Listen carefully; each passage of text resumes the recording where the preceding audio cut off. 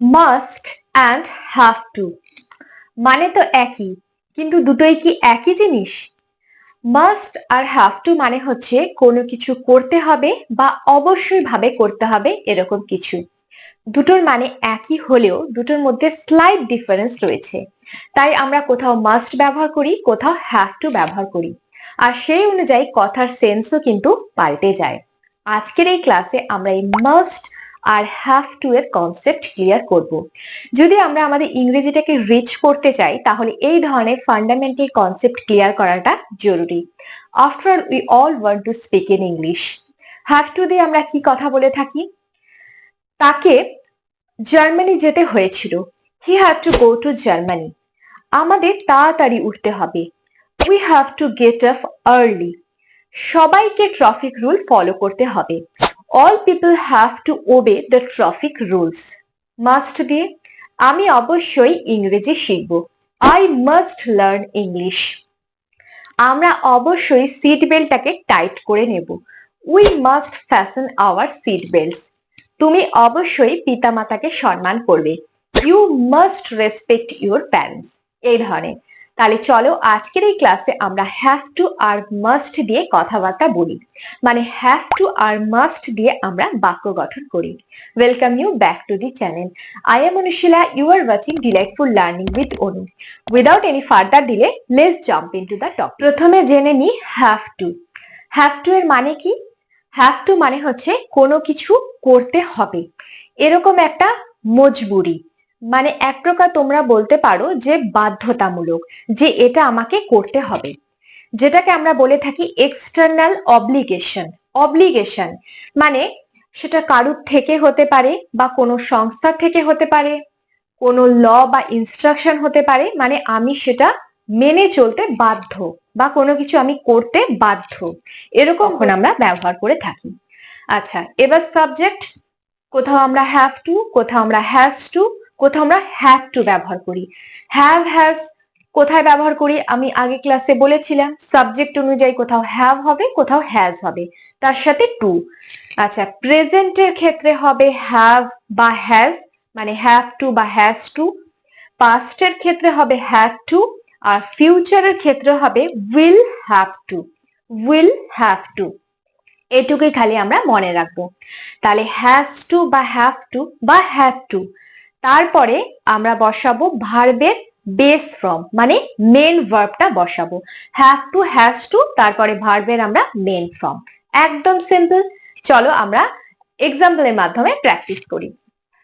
তাকে জার্মানি যেতে হয়েছিল। দেখো আন্ডারলাইন করা হয়েছে যেতে হয়েছিল, মানে সে কিন্তু স্বেচ্ছায় বা নিজের খুশিতে যায়নি, তাকে সেখানে যেতে হয়েছিল। সেটা কোনো কাজের জন্য হতে পারে বা কোনো পড়াশোনার উদ্দেশ্যে হতে পারে, মানে এক প্রকার এটা বাধ্যতামূলক, তাকে যেতে হয়েছিল।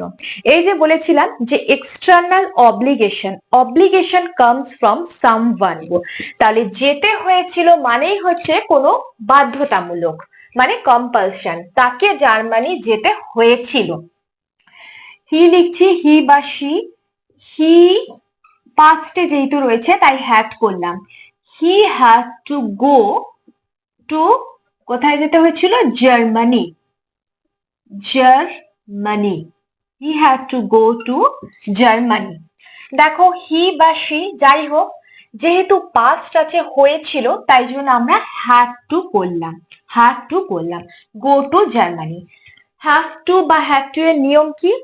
পাস্ট তাই হ্যাড করলাম, এখানে ইনফিনিটিভ, তারপরে টু হবে, তারপর কিন্তু ভার্বের মেন ফর্ম হবে, মানে বেস ফর্ম হবে গো। গো, ওয়েন্ট, গন, মেন ভার্ব হলো গন, মানে সরি মেন ভার্ব হলো গো। তাহলে হ্যাভ টু বা হ্যাজ টু, এখানে পাস্ট বলে হ্যাড, তারপরে টু, তারপরে বেস ফর্ম। তাহলে হি had to go to Germany. Next, bike চালানোর সময় তোমাকে হেলমেট পরতে হবে। এটা কিন্তু সার্বজনীন একটা ব্যাপার, এটা ল বা ইনস্ট্রাকশন বলতে পারো, যে বাইক চালানোর সময় আমাদের সেফটি মেনটেন করতে হবে, হেলমেট পরতে হবে। তাহলে এই ধরনের যে ট্রাফিক রুলস, এটা কিন্তু এক্সটার্নাল, মানে আমরা এটা মেনে চলতে বাধ্য, ঠিক আছে, এই ধরনের কিছু বোঝাতে আমরা হ্যাভ টু এর ব্যবহার করি। বাইক চালানোর সময় তোমাকে হেলমেট পরতে হবে। আচ্ছা, তোমাকে পড়তে হবে, ইউ, ইউ এর পরে হ্যাভ হয়, সাবজেক্ট অনুযায়ী ইউ হ্যাভ, তারপরে to, you have to wear, you have to, have তারপরে টু ইনফিনিটিভ, তারপরে বেস ফর্ম মানে মেন ভার্বটা wear. You have to wear a helmet, you have to wear a helmet while, কখন, while riding a bike, bike চালানোর সময়। You have to, এটা main base form, you have to wear a helmet while riding a bike। তাহলে rule অনুযায়ী হলো have, তারপরে infinitive to, তারপরে base form. বাস, simple. আমাদের ডাক্তার দেখাতে হবে, আমাদের ডাক্তার দেখাতে হবে। দেখো, এটাও কিন্তু একটা, হয়তো আমাদের খুব শরীর খারাপ, খুব শরীর খারাপ, আমাদের ডাক্তারের কাছে যেতে হবে, আমরা ডাক্তার দেখাতে বাধ্য, এই ধরনের কিছু বোঝাচ্ছি, তাই আমরা হ্যাভ টু এর ব্যবহার করছি। আমাদের ডাক্তার দেখাতে হবে, আমাদের, উই, আমাদের উই, উই এর পরে হ্যাভ হয়, we have to see the doctor. দেখো, এটা একটা জেনারেল অব্লিগেশন, শরীর খারাপ হলেই ডাক্তারের কাছে দেখাতে হয় বা ডাক্তার দেখাতে আমরা বাধ্য, এই ধরনের জেনারেল অব্লিগেশন বোঝাতে হ্যাভ টু এর ব্যবহার করছি। সেম ভাবে হ্যাভ টু আর বেস ফর্ম মানে মেন ভার্বটা। সকলকে ট্রাফিক রুল মানতে হবে, সবাইকে ট্রাফিক রুল মানতে হবে, এটা সার্বজনীন যে ট্রাফিক রুল আমাদের মেনটেন করে চলতেই হবে, তাই হ্যাভ টু, কারণ এটা একটা অব্লিগেশন এবং এক্সটার্নাল অব্লিগেশন, তাই সকলকে ট্রাফিক রুল মানতে হবে। সকলের জন্য হচ্ছে all people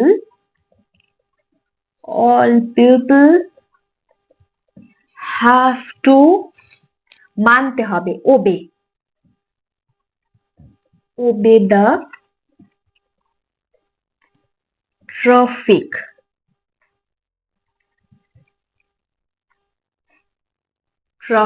rules. All people প্লুরালে রয়েছে, তাই হ্যাভ করলাম, have to obey, main verb obey the traffic rules. তাহলে এখানে একটাই নিয়ম আমাদের মনে রাখতে হবে, যখন আমাদের কোনো এক্সটার্নাল অব্লিগেশন আসে, মানে বাইরে থেকে কোনো মজবুরি বা বাধ্যতামূলক যেটা আমাদের মানতে হয়, এরকম কিছুর ক্ষেত্রে হ্যাভ টু ব্যবহার করি। তাছাড়াও কোনো ল বা কোনো ইনস্ট্রাকশন বা কারুর দ্বারা আমাদের কোনো কিছু মানতে হলে,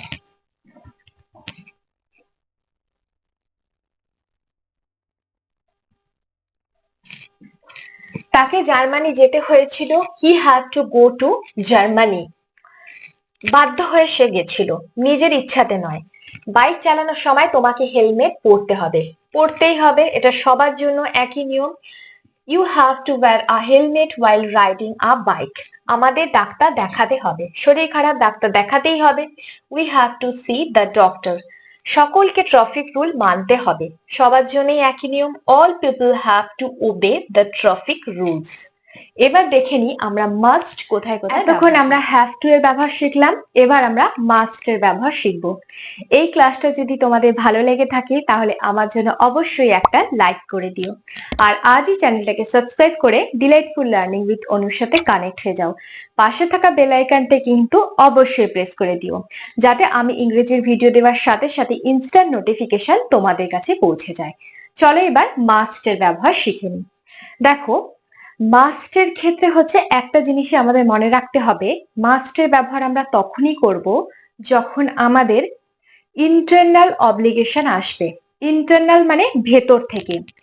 হ্যাভ টু এর ক্ষেত্রে বলেছিলাম এক্সটার্নাল অব্লিগেশন, যেটা বাইরে থেকে আসে, আর মাস্টের ক্ষেত্রে হচ্ছে ইন্টারনাল অব্লিগেশন, মানে যেটা আমরা ভেতর থেকে ফিল করি যে হ্যাঁ এটা আমাদের করতে হবে, বা যেটা আমাদের নিজস্ব ডিসিশন বা চয়েস বলতে পারো, মানে আমরা নিজেরা চাইছি বা নিজেদের ভেতর থেকে আসছে তাই আমরা সেটা করছি, তখন আমরা মাস্ট। তাহলে মাস্ট হচ্ছে ভেতর থেকে আসে আর হ্যাভ টু হচ্ছে বাইরে থেকে আসে, এরকম মজবুরি। এক্সাম্পল দিলে আরো ভালো করে বোঝা যাবে। আমি ইংরেজি শিখব, আমি ইংরেজি শিখব। এক্ষেত্রে আমি এই সেন্স করতে চাইছি যে আমি ইংরেজি শিখতে চাই, আমি ইংরেজিতে কথা বলতে চাই, নিজের স্কিল ডেভেলপ করতে চাই, এটা আমার নিজের ইচ্ছা বা আমার নিজের ভেতর থেকে এই তাগিদ আছে, তাই আমি এখানে মাস্টের ব্যবহার করব। আবার এটা হ্যাভ টু দিয়েও বলা যায় যে আমাকে ইংরেজি শিখতে হবে, কারণ ক্লাসে ইংরেজি সাবজেক্টটা রয়েছে, আমাকে ইংরেজিটা এক্ষেত্রে আমি ইংরেজি শিখবো আমার নিজের ইচ্ছাটাকে আমি বোঝাচ্ছি। I must learn, I must learn মানে শিখবো, I must learn English. English না বলে অন্য কোনো কিছু বলা যায়, ফ্রেঞ্চ বলা যায় বা অন্য কোনো সাবজেক্টও বলা যায় বা অন্য কোনো ভাষাও বলা যায়। I must, must কিছু না, খালি মাস্ট বসিয়ে দিতে হবে আর বেস ফ্রম মানে মেন ভার্বটা লার্ন ইংলিশ। এক্ষেত্রে আমি নিজে চাই তাই আমি শিখবো, তাই বললাম I must learn English. Must হচ্ছে সমস্ত সাবজেক্টের ক্ষেত্রেই মাস্ট হয়। I must, you must, we must, he must, she must, এরকম মাস্টের কোনো পরিবর্তন নেই। পাস্টেও মাস্ট, প্রেজেন্টেও মাস্ট, ফিউচারেও মাস্ট। তাহলে তিনটে কালে তিনটে টেন্সে কিন্তু মাস্টের ব্যবহার হবে। নেক্সট, আমি অবশ্যই তাড়াতাড়ি ঘুমাবো। দেখো, আমি অবশ্যই তাড়াতাড়ি ঘুমাবো, হয়তো আমি খুব ক্লান্ত তাই আমি বলছি যে আমি অবশ্যই তাড়াতাড়ি ঘুমাবো, কিংবা হয়তো আমি চাই যে আমি তাড়াতাড়ি ঘুমাবো, এটা আমার নিজের ভেতর থেকে আসছে, তাই এখানে মাস্টের ব্যবহার হবে। আমি অবশ্যই তাড়াতাড়ি ঘুমাবো, I must go to bed earlier, earlier, I must go to bed earlier। দেখো মাস্ট আর এটা হচ্ছে base form go, I must go to bed earlier।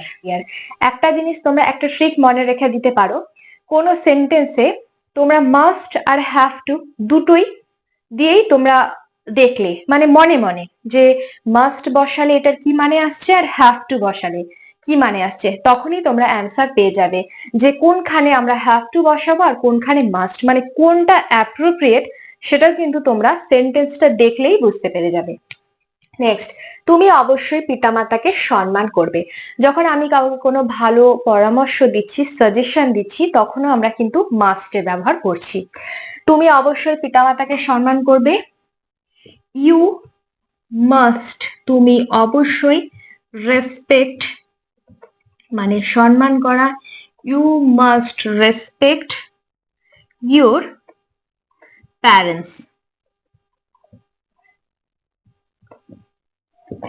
You must, must হলো respect base form your parents. কাউকে আমি বলছি you must respect your parents, তুমি অবশ্যই পিতামাতাকে সম্মান করবে। নেক্সট, আমাকে মনে করে বন্ধুর জন্মদিনের গিফট আনতে হবে।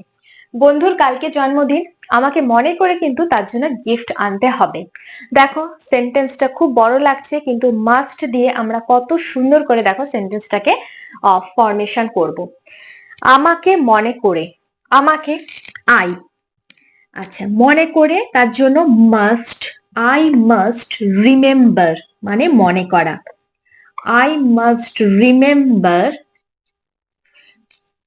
to get মানে আনতে, to get a birthday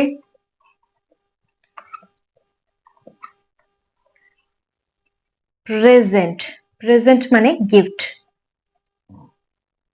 for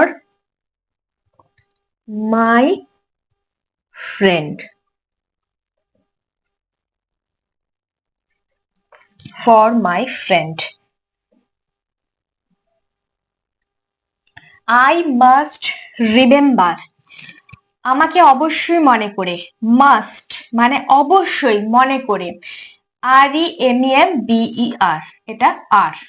two get a birthday present মানে একটা জন্মদিন উপহার আনতে হবে, টু গেট আনতে হবে a birthday present for my friend, FRIEND, এটা ডি, একটু জায়গা নেই বলে সাইডে চলে গেছে, FRIEND, ফ্রেন্ড। তাহলে আমাকে অবশ্যই মনে করে বন্ধুর জন্য একটা জন্মদিনের গিফট আনতে হবে, অবশ্যই মনে করে এটা করতে হবে।